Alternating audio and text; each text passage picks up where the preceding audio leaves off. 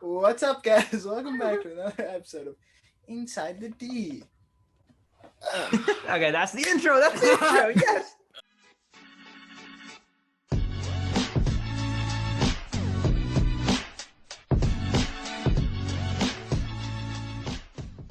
What's up, guys? Welcome back to another episode of Inside the D. Today's February 2nd. The January transfer window just ended.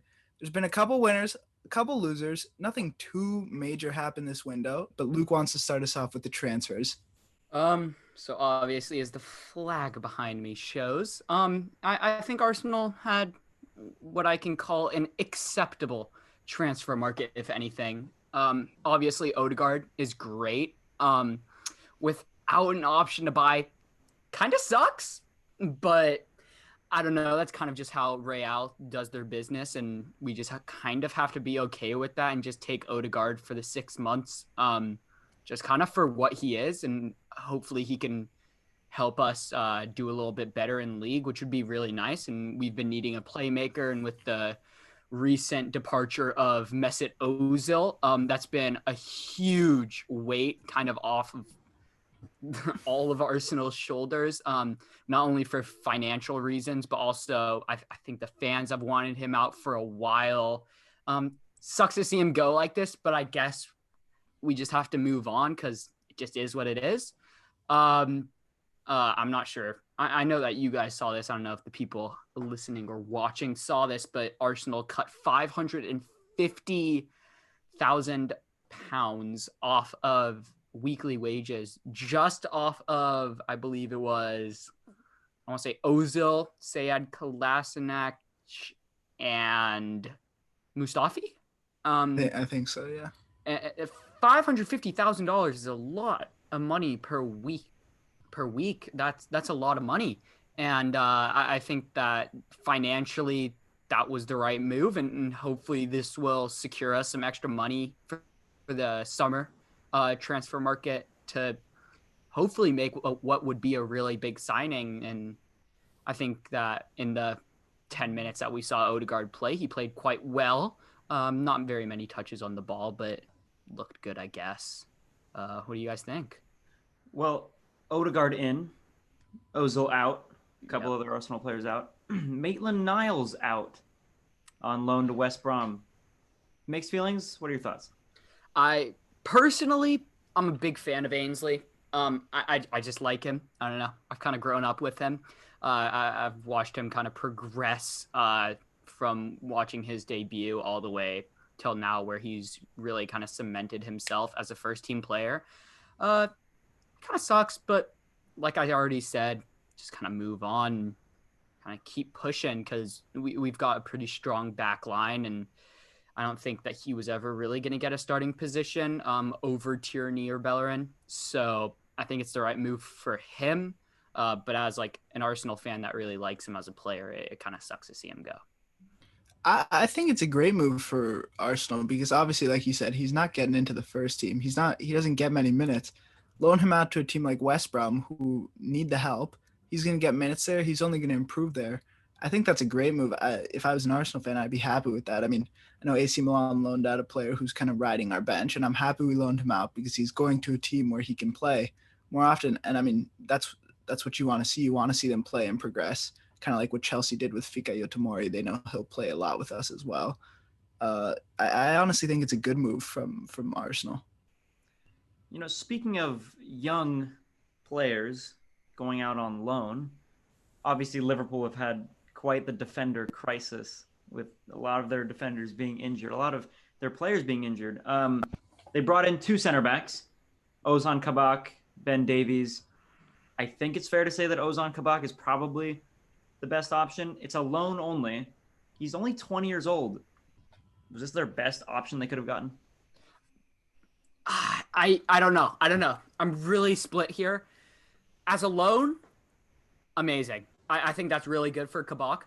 I think he's going to come in and probably start beside probably Fabinho, kind of ruling all the other center backs out. It's really good. He's young. He's from the Bundesliga. I think that this is going to let him shine on a big stage, which is really good for a young player like that, and especially on a loan because there's not crazy amounts of pressure to perform because they paid a huge amount of money to get you. And I think that puts him in a good place. And he's kind of in the Bundesliga the second best option behind Upamecano, who Red Bull wasn't ready to sell in the transfer window. So I think that as a temporary option, it's kind of the best that they could have done to get a young player in. So Kabak, 20 years old, like I said, maybe hard to adjust right away. What was the point of that 1.6 million euro transfer of Ben Davies in if he's not even going to start? I think, they noticed this past season they didn't really have the depth that they need. I think Ben Davies wasn't a player they were buying to start and to play a lot, but somebody to have the depth, in case they get, 4 injuries, 5 injuries, they need him. They need someone like him. I think it was a good transfer because, like you said, it was a very cheap fee, and he's not a bad player, especially if he's going to be fourth in the chart or fifth for center backs. Yeah, for sure. And I think that this season we've seen a lot of teams going through harsh injuries, and kind of Liverpool's gotten at the worst at their center back position. And I think that's really important to have depth, which is kind of something that Arsenal's actually done a quite good job at, of having depth through the youth program. To bring in, well, we've seen players like Ainsley Maitland-Niles when Bellerin was injured play and kind of step up because he really originally was a depth player. He was never really envisioned to be a starter.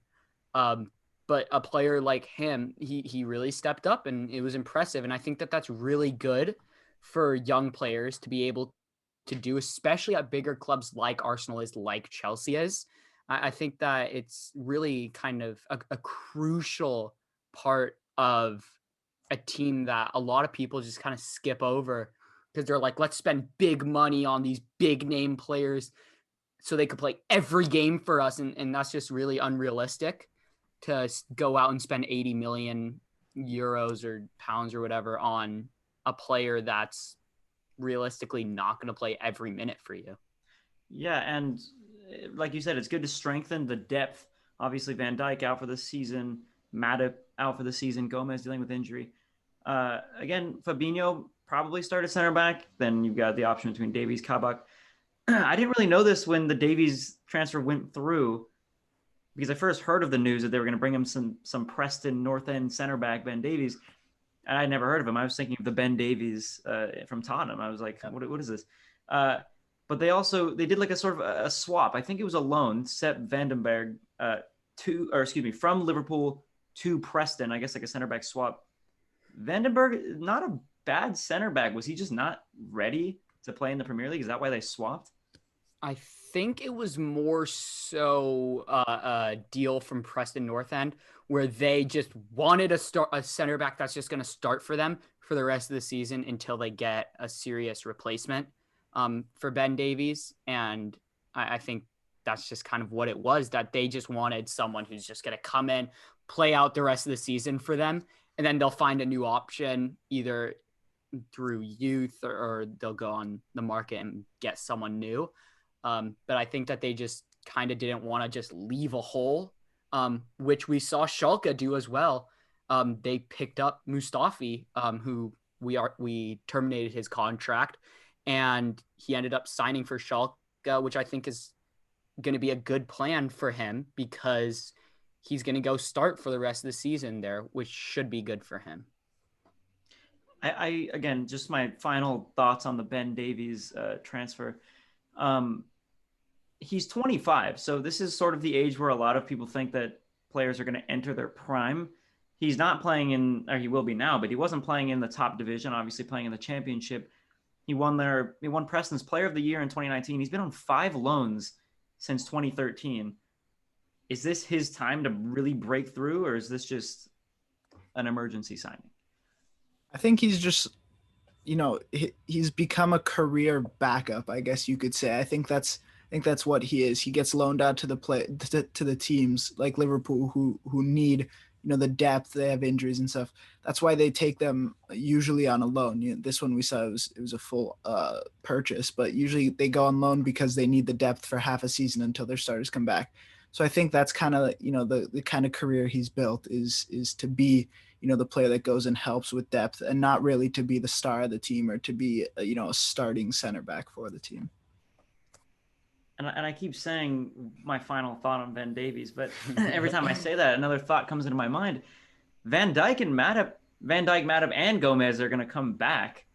Is that the end of the line for Davies? Because Kabak will go back because he's on loan, but Davies is a permanent transfer. Yeah, hopefully it's not. But just kind of seeing what Liverpool already has to offer, it probably will be, unless he gets into some ridiculous run of form or their center backs continue to struggle with injuries or they offload center backs, which I don't really see them doing. I don't see them offloading Van Dijk, obviously. And I don't see them offloading Matip or Gomez because now they know that they need this depth. There's no reason that, they already have very good center backs. They're just injured and they have no reason to go out and buy a really expensive center back unless something happens, whether it's an injury or a transfer. And we know it's a hit or miss with buying center backs. Like, you could spend 80 million on Harry Maguire and get Harry Maguire, or you can spend 80 million on Virgil van Dijk and get Virgil van Dijk. All right, so it's a hit or miss. I guess that's like that with pretty much any position. But you see it a lot with defenders. Ego doesn't like that. What's up? Don't take a hit on Harry Maguire. Not 80 million. Worth 80 million. He's getting better. He wasn't worth 80 million, but he's a good player. I do want to bring up something really quickly though, because we mentioned Harry Maguire. Reports Sergio Ramos wants to leave Real Madrid, and where does he want to go? No. Man United with Harry Maguire. Okay. Imagine that. Can I? So, personally, Sergio Ramos leaving Real, how do I feel about it? Not very good. I've kind of just lightly supported Real, is what I would say. I watch them. I watch them from time to time. They are the kings of Europe, but I think that it says it on the scarf. That from 2013. I don't even know. But he's kind of one of those players that, like, when you think of Real, you think of Sergio Ramos because he's just kind of been their rock for so long. But I think it's good for him to leave. I think that Real's just not doing what they should and could be able to do. And Ramos showed that he's still in amazing form despite his age. Last season, correct me if I'm wrong, but I believe he was Real's top goal scorer. Not top goal Not scorer. Top, but Benzema. He had a lot. But he had 11. Yeah, he had a lot of goals as a center back. And he proved his form. And I think that Harry Maguire is one of those players that needs a really strong player kind of beside him to perform at his best. And I think that Sergio Ramos will give him that, because Sergio Ramos is like incredibly consistent. And that's exactly what Harry Maguire needs beside him, and also what Manchester United need to possibly make a push for winning the league. Yeah, and it could be a hefty summer for Manchester United if they bring in Sergio Ramos and they bring in Jadon Sancho, who the rumors have died down since last summer, but they were planning on going after him again in the summer. But Sergio Ramos would be an unbelievable signing. Like you said, Harry Maguire needs that player to play with. Victor Lindelof is not going to cut it. Eric Bailly is not going to cut it as much as Sergio Ramos would. I think that would be an unbelievable signing, and I hope it doesn't go through, because that would suck as a Chelsea fan, but it would be their best signing, 100%. Better than I think the reason why it would be such a good signing is because they're getting him for free. I mean, obviously they have to pay him, but his contract's up. That all they have to do is convince him to come, and he's there. They don't have to pay for him. And he is, I'd say the best center back in the world right now, and you could get him for free. I mean, why? I mean, it's pretty crazy. And obviously, I don't think they're going to be able to pay for Sancho if they do bring in Sergio Ramos, but wait and see. Yeah, I think their wages are going to be really, really high if they bring in Ramos, and they're going to get him on a free. If they do get him, they're going to have to pay him a lot of money because he's going to be on a free.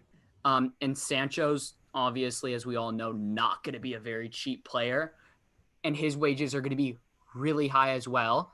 And they already have a lot of players that they pay a lot of money, like Harry Maguire, like Bruno Fernandes. They've got a really high financial bill already, and slapping on another two really expensive players is not going to help with that.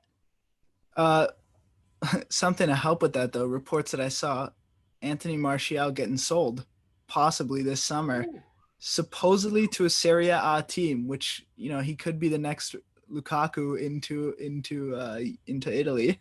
But yeah, they could get a good, maybe not. They could get a good amount of money for him, and that could definitely help pay for the wages. Help them fund the Sancho move. But again, I don't think it's going to happen.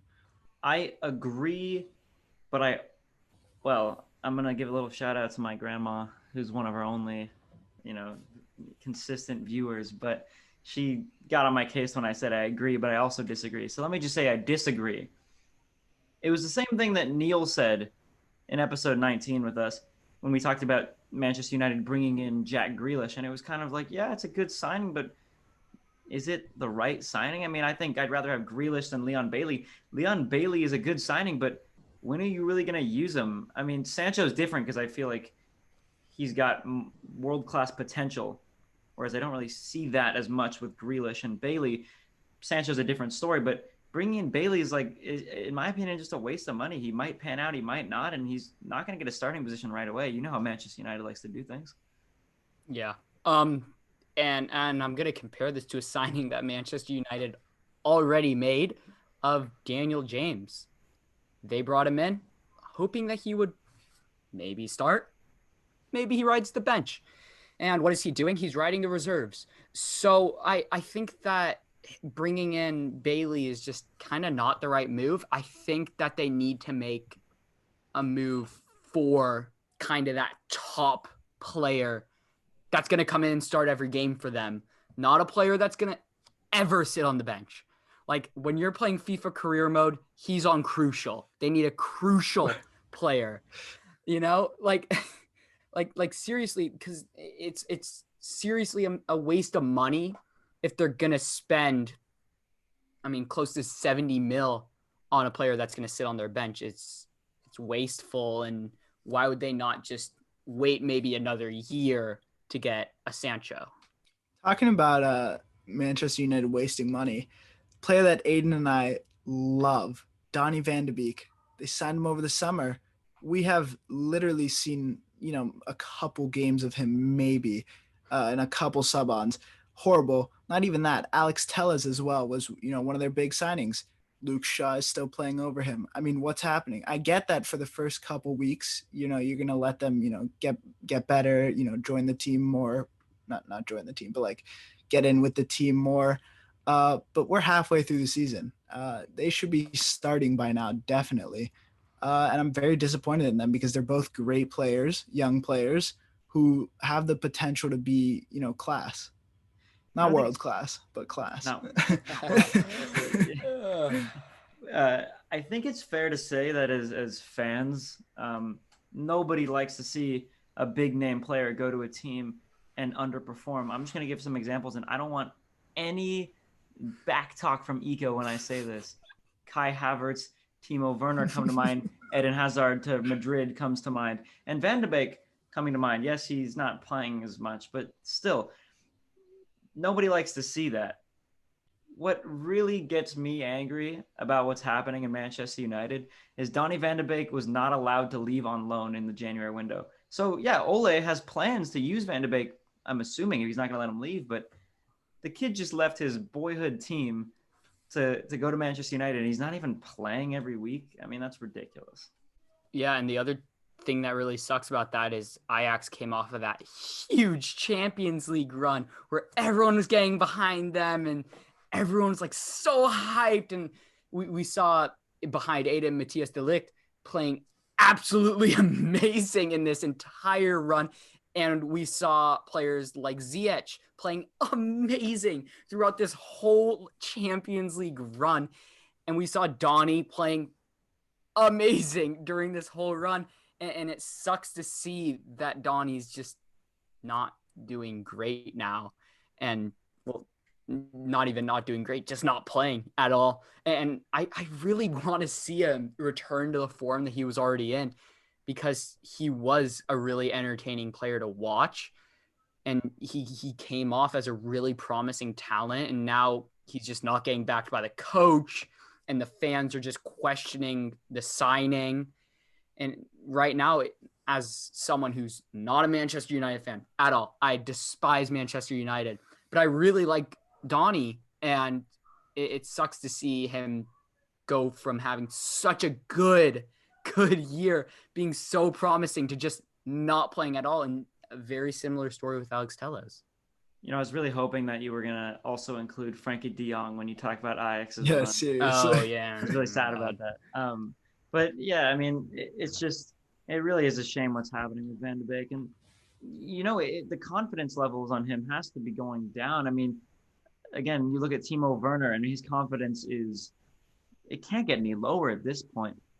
If you start to feel, maybe this is not the case, but if you start to feel that your manager is losing trust in you and the fans are starting to not back you, that's a problem. And that your confidence is going to skyrocket downwards. I don't even think that's a term, but it's going to go down. It's going to plunge, and it's going to affect your playing style. So it just really is a shame, you know, what's happening with Donny Van de Beek. I noticed your jersey, Luke, the U.S. men's national, or I think that's the U.S. women's national team. I don't even know. Maybe it is the men's. I think it's both. I pulled down my brother's closet. Who knows? I think I said it was women's, but I think it's men's also. Big transfer window for Americans. Is that fair to say? Or are we just being deluded? Or am I just being deluded? Well, there was definitely a lot of moving by Americans. I don't know if they're the greatest players or anything, but they're not bad. But there was a lot of, I mean, you know, at least like ESPN America and stuff, all the headlines are like, you know, America won the transfer market. It's kind of like, yeah, you guys got a lot of people who moved around, but like any of them, you know, recognizable names. There's no, I mean, the only Americans that I'd say are truly worth talking about in transfers would be like Pulisic, McKinney. That's kind of it. I figured you'd say that. 2 names. Yeah. But I'm not the biggest fan of this player, but DeAndre Yedlin, I would say, is biggest name in terms of he's already proved himself for the national team. Played in Newcastle, was good for a little bit, and now he's kind of bad. Made his move to Galatasaray, Areola to Swansea. Chris Richards, the young center back from Bayern, moving to Hoffenheim. Daryl Dike to Barnsley, that's a loan. I mean, Barnsley, again, not a big move. But one I kind of do want to focus on a little bit more, Brian Reynolds, FC Dallas. As we know, FC Dallas is one of the best academies, if not the best academy in the United States. He just made a move to AS Roma, 6-month loan and an option to complete the deal on a permanent basis. Brian Reynolds, is that one name we can focus on in the future? I would like to. That's a name. I see. I'm American, so I always like to see Americans perform well. And I think it'd be really cool to have a really good American center back, because then we have a kind of players, like a solid player in each kind of third of the game. You would have McKinney, you'd have Pulisic, and you would have Reynolds, which for kind of Olympic and World Cup, that would be really nice. But I think it's going to have to be one of those wait and see how he actually ends up doing. And I don't know enough about him to actually make an assumption whether he's going to do really well in Italy or he's going to do very poorly. Yeah. Something I do want to mention though it's great to see him going to a club like AS Roma because I hate to say it, but they are a big club. But is he really gonna play a lot? Because they have Bruno Perez, who he's basically locked that right back position. He doesn't get moved from it at all, and I feel like he's maybe gonna see a couple games in this loan, but I doubt that they're gonna buy him or play him at all. I think he's one of the players, like we mentioned before, that you just loan for depth to get in case Bruno Perez gets hurt or something like that. I really don't think we're going to see a lot of him playing, which is sad to see. Yeah, it is precisely what you said it was going to be. I mean, just in case Bruno Perez gets injured, he's not going to get a starting spot right away. It's not like McKinney, who almost instantly got a starting spot for Juventus. It's not going to be like that. It's a small fee of 8 million euros, which is, I say small, but it's a club record for FC Dallas. Is the most expensive player to come from Dallas, but in Europe and for AS Roma, that's nothing. It's a 6-month loan, and I said it was an option to buy. I read somewhere it's not an option to buy. I think they have him obligation. Yeah, exactly, an obligation. So this 6 months is going to be used to maybe play in the under 21 games. Maybe that's a bit of a stretch, or just get some games as a substitute and then play in those. Maybe he gets a lot more playing time than we think, but I think, like you said, Iko, I mean, it is exactly what they're doing. They're just bringing him in as a substitute. Can I say real quick, I'm a huge fan of like the U21 route. Like, I think it's really important for players to just kind of get games under their shoulders and just kind of play and to train with the first team. I think is really important because a lot of improvement doesn't exactly always come from games. And a lot of times players aren't ready to play at that top division. Maybe they're not physically or mentally ready, or they're just not going to fit into the system as of right now. And go ahead, let them play for the U21. And if you need to pull them up for the first team, I think that that's okay. And he's going to provide some depth. And with the obligation, they're going to need to get some games. He's going to need to play at some point because they need to buy him. So he's going to have to play, but he's also going to have to provide depth. He's not going to break really into the starting lineup. I don't see him just going into Roma and starting. That just doesn't make sense to me. A player that I've always enjoyed watching in the Premier League, unfortunately, up until the other day, was in the Championship due to Bournemouth being relegated. Joshua King is back in the Premier League. They brought him in. Everton brought him in. It's not the biggest signing in the world. I think they probably brought him in because Cenk Tosun was sent out on loan to Besiktas. But Josh King back in the Premier League, he was on his day, he was really good. Was this the right option to bring a Championship striker back into the Premier League for Everton? I think he proved that I think Everton went and bought him because he proved that even with a weaker team like Bournemouth, he could perform and he could play well. So maybe they want to test if he has the support of other great players that are on Everton, can he still perform that way? Again, I think it's just kind of like a test to see like what happens. I don't think he's going to be a starter at all. Obviously not. Calvert-Lewin's definitely starting there. Or Richarlison. Well, they're playing Richarlison more on the left side now. Yeah. But yeah, I don't think he's going to be a starter. I think it's just like let's see what happens. Yeah, I'm okay with that. Give him a chance. I think it's just kind of a give him a chance thing, and I don't know. I think a lot of these transfers recently have been really focused on depth because we've seen a growing number of injuries, which really sucks to see because you kind of just want to watch the best players play against the best players. But depth matters a lot, and injuries suck. I feel like I'm going down the line with players that are mediocre and that most people don't really care about. But moving on to another guy who mediocre right now, very old. I believe he's 33, 34. Robert Lewandowski. No.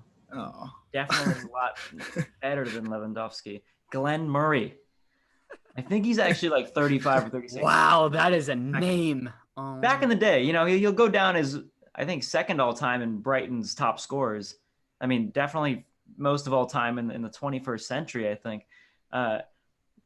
But he's not quite the Lewandowski. But Glenn Murray, I just wanted to point him out because, again, he's going to go down in history as one of the best Brighton players of all time. He's left on a permanent deal before, and he's come back.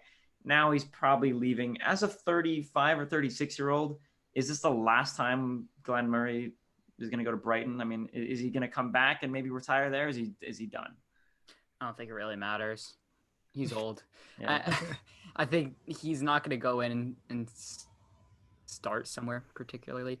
I think this is more of just like a signifying move where he's just kind of going back to his fans, and I don't know. It's just one of those moves that's like for the fans. Should we make a bet right now that in his first 5 games with Nottingham Forest, he scores 3 goals? Ooh. He's got to play more than... It matters what we put on it. All right. In his... Wait, let me think about this. Because... He's got to play at least 60 minutes. Okay, at least 60 minutes. At 35 years old, that's... In 5 games. Well, he's not going to start. He's not going to play 60 minutes. Yeah. Nottingham Forest. Glenn Murray's not a bad striker. He's not going to play. A grandfather. He's not going to start. Whoa. Right. Zlatan's 39. He's beast. He's no Zlatan. Zlatan this, Zlatan that. We're talking about Glenn Murray, Eco. Okay. If he... I'll put $5 on. I'm putting money on this? You think I'm putting money on this? It's Glenn Murray. In his first 5 games, if he scores 3 goals or more, so you're the under 3.5. I'm the over. What's the bet? Luke, no, enough, buddy. What's the bet? I don't know what that means. All I'm gonna say is I think Glenn Murray is going to score 3 or more goals. So I guess I'll take the over. I'm under. Under. Okay, well, what's the bet? You don't want to put money on this? I don't know. No. That's $5. You can afford $5. Nah. No, it comes out of your inside the deep paycheck. All right, fine. That's an easy $5. All right. Yeah, sure. Shake on it. Deal. All right. Well, after these shenanigans, I do want to bring up a move that happened that we've talked about a lot, Aiden and I. Fikayo Tomori. I just need to mention something. Aiden's not here, but he's gone. He's gone. he's come on as a sub. He had his first start this weekend. He's looking extremely promising for us. He played amazing. A lot of people are almost close to giving him the player of the match for this weekend. He's playing incredible for us. I don't know why Aiden's celebrating, because that just means we're gonna pay the $25 million that we need for him, and he's gone from Chelsea, and I do want to say I was proven wrong by Aiden and Parker. They told me he's gonna break into the starting lineup. I said no, he hasn't broken in yet. But once Kier retires, and if we buy him, I'm thinking he's gonna be a pretty solid. It's gonna be a solid duo between him and Romagnoli. Let me just say this. Yes, I'm a little gutted that he may never play for Chelsea again, but I love Fikayo Tomori, and the fact that he's playing well for AC Milan in his first few games is amazing. And at first I was sad, but I've gone through that stage of sadness where I'm not too sad anymore. I'm just happy for the young star who's emerging on the scene in this area. It's a bit early. We can't freak out right now, but I'm loving it. I'm absolutely loving it. I like this. I really like this. I like a player coming in, making an instant impact. I really do like that. Like, I think that Milan knew exactly what they were looking for, and they got exactly what they were looking for. They wanted a player that was going to come in, provide some depth, maybe play a little, maybe start a little. And they've got exactly what they've asked for, and I think that's really good scouting. Like, that looks really good. From someone looking at AC Milan, you're like, whoa, like they just did a really, really good job.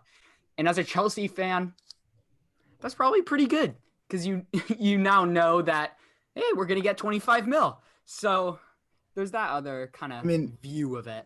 You said good scouting. I do need to say, I love Maldini for this because obviously one of the greatest center backs of all time.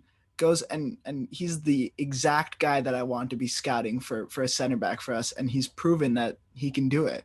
He got us Fikayo Tomori, and I mean that worked out. He obviously saw something very promising. We know Maldini is very involved with the players. So if he sees something in a player like with Kalulu, he was like, oh, I see a lot of things that I used to see in myself. That's great. Hopefully he treats Fikayo Tomori like that and kind of influences him to become great. And I think Fikayo could be very good for us. You know, you saying that Fikayo Tomori was a good loan signing for you guys, is the nicest thing you've ever said about a Chelsea player in your entire life. I will take it. He's the only. And you're never gonna get it again. He will be an AC Milan legend. Whoa, relax. Don't jinx it. Don't jinx it. Don't jinx The it. legend. Hey, guys, hear me out. Fikayo Tomori is going to be an AC Milan legend, and he will always be known as a product of Chelsea Football Club Academy. Given to AC Milan. The one that got away, okay. But we're so happy. Everybody in the Don't say Chelsea the fan. one that got away. You're forgetting about Salah, Kevin De Bruyne, Mbappe. I mean, those are just. Mbappe never really went into our.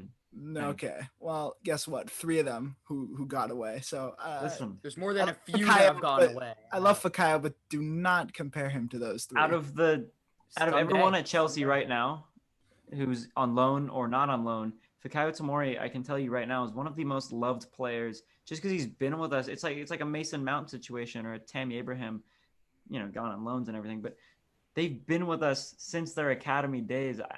It's. Again, like I said, I'm kind of over the fact that Fikayo is gone.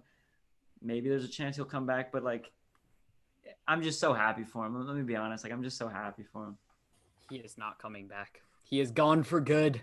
Hey, don't jinx it. Who knows? He might not pan out, and we might not pay the money. No, you guys are paying the money. Admit. But I think cheap.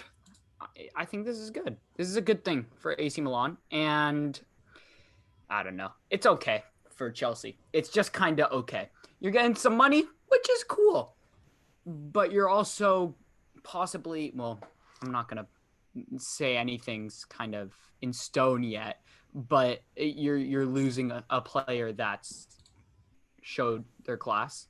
But it's just kind of like another get over it and move on moment where whatever. Like, you guys have made signings already. You guys have signed center backs. You guys have signed defenders. You guys have signed fullbacks, and maybe you guys are going to sign another center back. But we're going to have to wait and see what happens in summer because, well, was it a 6-month loan or a year? 6 months. 6 months. Summer. End of the season. So summer. So yeah, we're going to have to wait and see. But we will see. We will see, and it's a win-win in my case. I actually feel like I'm over it now, Iko. I promise. He just got over it like that. 30 seconds later, he's happy. He went through the 7 stages of grief in 7 minutes. Exactly. So, like Iko mentioned at the beginning, we have a new segment where we take videos from our fans. They're followers. I guess you could call them fans. It makes us sound a lot cooler than we actually are, but we have our first video question. So basically, we have a fan/friend/follower. We're going to ask us a question, and we're going to answer it. So here is the question from Aiden Strong.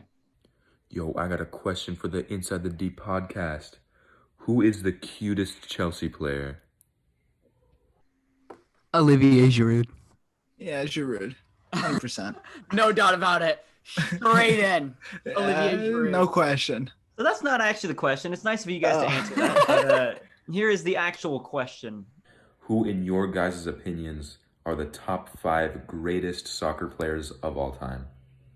There you have it. So the way we're going to conduct this is we all have our trusty whiteboards.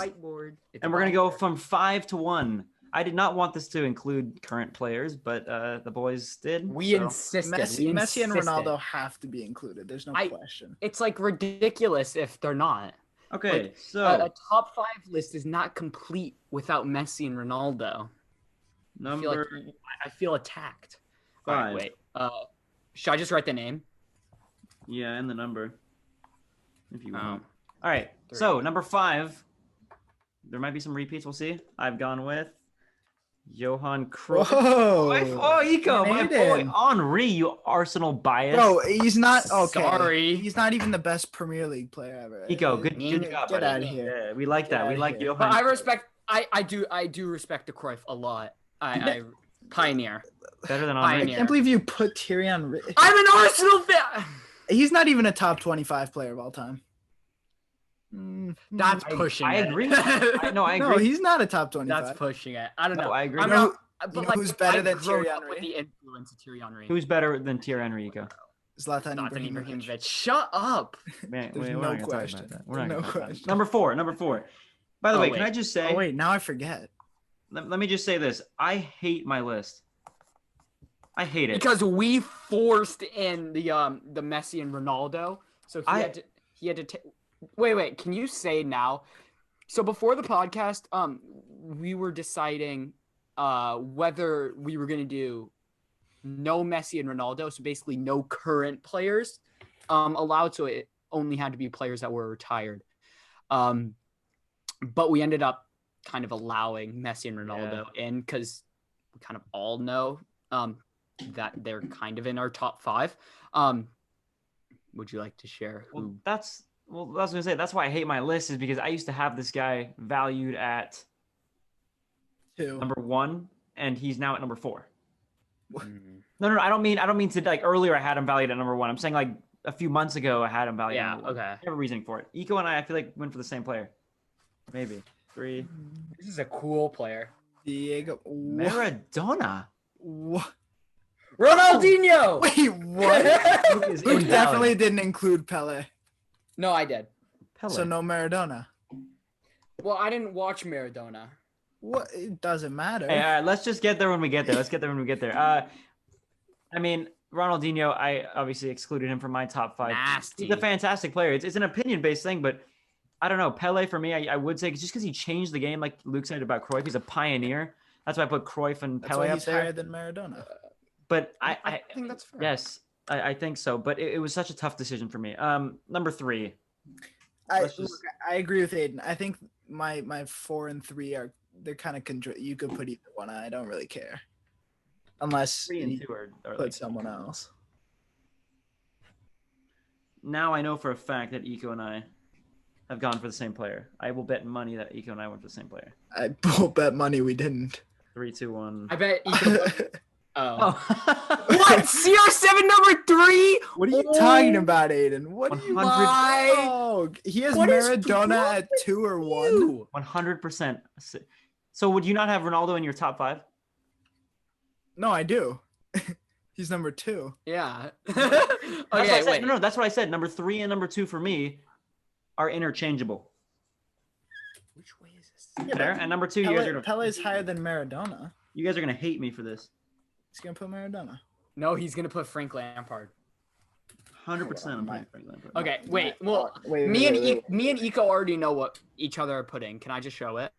Sure. Me and Eco have both put CR7, I believe. You put CR7, Eco? Yeah. I Okay. did. I don't know. I've put the Atomic Flea, Lionel Messi at number 2. Dude, what is Eco's giving me a death stare. Oh, he put I'm sorry, Maradona not in your top 5? What? Disrespect. I guess that makes 2 of All them. right. So number 1. Wait. I'm just gonna Okay. say right off the bat before I show. I'm just gonna say this right off the bat about my number 1. Eco's giving me slander for no absolute reason at all. I don't think he really paid attention to my top 5. So I'm just gonna show you my number 1 player of all time is Diego Maradona. I don't know what Eco is talking about. There you go. Wait, you didn't put CR7. I put CR7 at No, 3. you did. We He had CR7, Messi, boys, Eco's on something right now. I don't know what. Wait. CR7, Messi, and then Diego Armando. And Diego Maradona. Pele. And... Can I tell you? Can I just explain? Actually, you know what? You guys show me your number 1s, and then I'll. Did none of us put defenders? Messi. Messi, Maldini, but Maldini.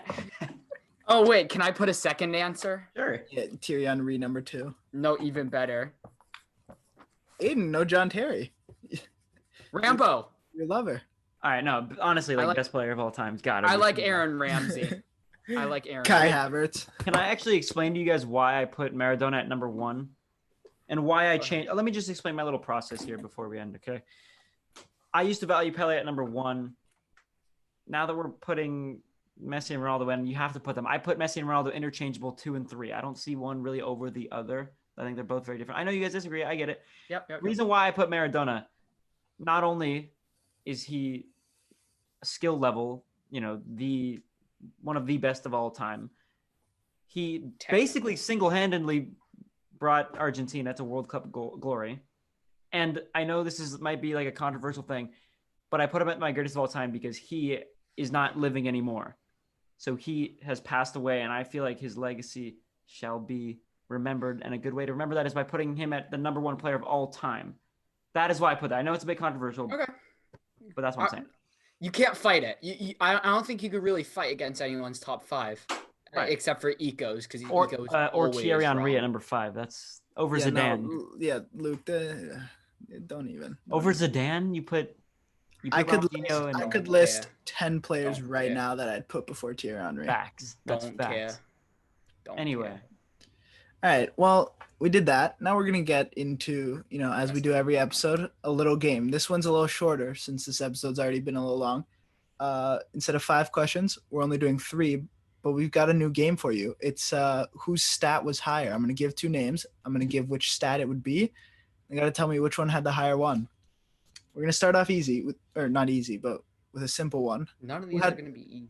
Who had more goals in their entire career? Zinedine Zidane or Xavi? sorry, I threw my whiteboard away. Yeah, I know this. I I think. put mine on the ground. Xavi? I like Yeah. one player more than the other. Can I just say I like Xavi a lot? I like Xavi better than Zinedine because Yeah, Xavi me didn't too. headbutt an Italian boy. The Italian boy was an asshole.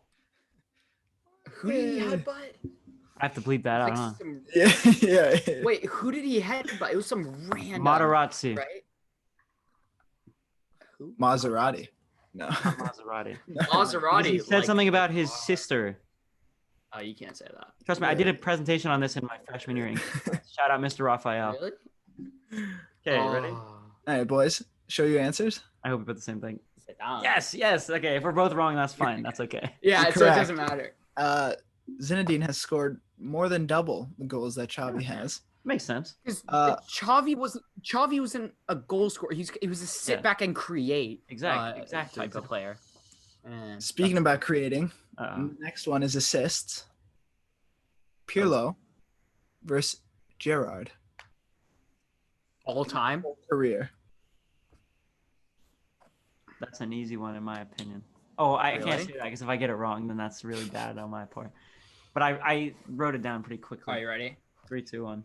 Stevie G. I put Pirlo. Oh, it's probably Perlo, but Stevie G has 92 assists. Pirlo's got 96. Pirlo has 39.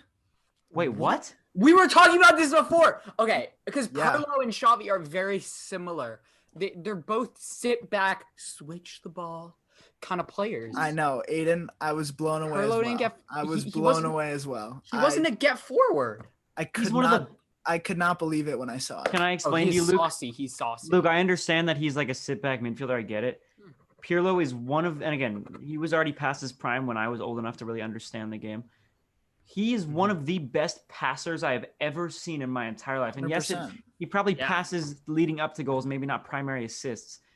But like I said, he's one of the best passers I've ever seen in my That's life. it. That's why I 100%. love Pirlo. 30 He's the lead up. He's the guy that breaks the line Yeah, between I should have your own realized defense that. and your midfield. Also, Yeah, I don't. he's- Stevie Gerrard, I like him, but he's not better than Lampard. Let me just say that. Anyway,